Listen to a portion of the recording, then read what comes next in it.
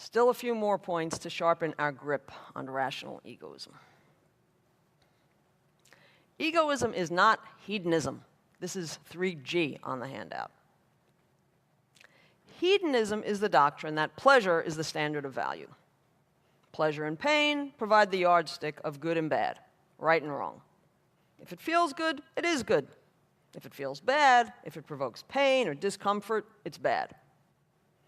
Now, think again of egoism, Rand's egoism. Rand's egoism posits that you should pursue your own rational self-interest.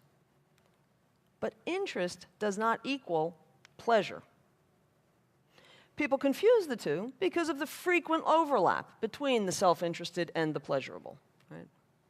A lot of people find certain exercise enjoyable as well as good for them, good for their cardiovascular system and so on. Right?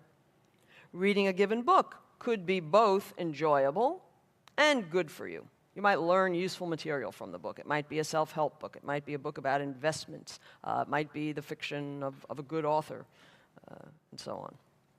Still, it would be a mistake to conclude that everything pleasant is self-interested or that everything that is in your interest will be pleasant. And it's not hard to identify cases where the two diverge, right?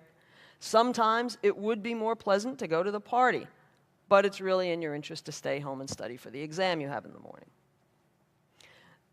Sometimes it's unpleasant to go to the dentist, but it would really be in your interest to go to the dentist. Sometimes you really want to tell the boss off, but that might not be in your best interest.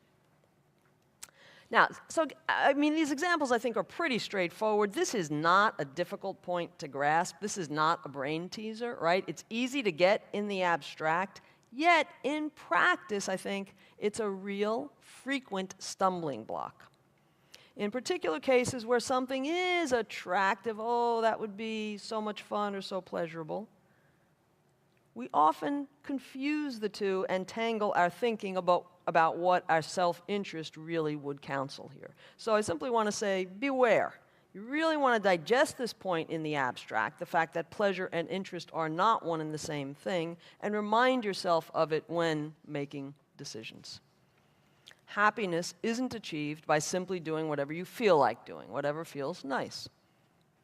Egoism is not the same thing as hedonism because hedonism, treating pleasure as the standard of what you should do, doesn't serve your true well-being. It isn't a reliable guide. Okay. Now, it should